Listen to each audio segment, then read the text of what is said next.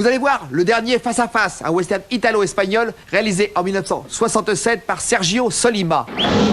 Il connaîtra plus tard un semblant de notoriété lors d'une ressortie sous le titre de Il était une fois en Arizona. Unanimement reconnu par les spécialistes du genre comme l'un des 5 meilleurs westerns européens jamais conçus, le dernier Face à Face est une parabole sur la violence, sur le pouvoir et sur la notion de justice.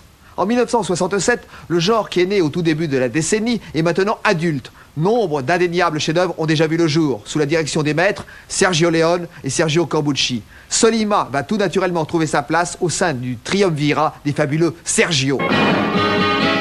Affaibli par un mal implacable, Brad Fletcher, un professeur d'université, doit, afin de survivre, quitter son poste et descendre vers le sud.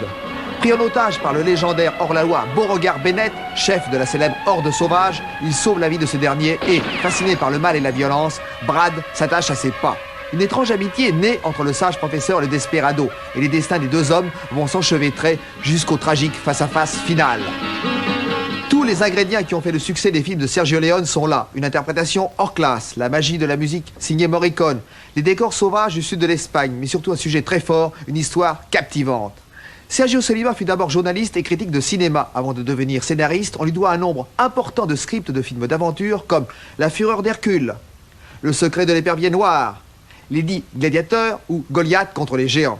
Avant de s'intéresser au western, il réalisa 3 films d'espionnage bien sympathiques. 2 consacrés aux exploits de l'agent secret 3S3, Passeport pour l'enfer et Massacre au soleil. Puis un certain monsieur Bingo qui offrait la vedette au grand Stewart Granger. Solima a signé 2 autres westerns particulièrement réussis et narrant les aventures d'un petit péon incroyablement adroit au lancer du couteau et justement surnommé Cuchillo. Il s'agit du mythique autant que rarissime Colorado et de sa séquelle directe Saludos Hombre. Par la suite, Solima s'est intéressé au personnage de l'écrivain populaire Emilio Salgari, le corsaire noir, et Sandokan, le tigre de Bornéo.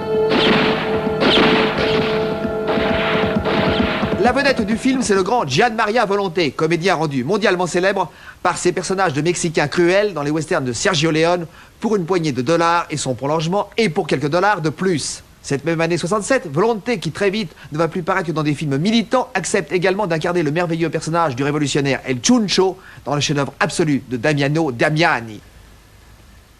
Le comédien cubain Thomas Milian incarne le redouté Beauregard Bennett. À partir de 1966, Milian a été l'un des piliers du western à l'européenne. On lui doit une belle brochette de rôles très pittoresques, allant du péon rusé et persécuté de Colorado au redoutable hors-la-loi du Ocangacero de Giovanni Fago, en passant par le chapinesque Providence ou le désopilant aspirant samouraï du Le Blanc, le Jaune et le Noir de Sergio Corbucci.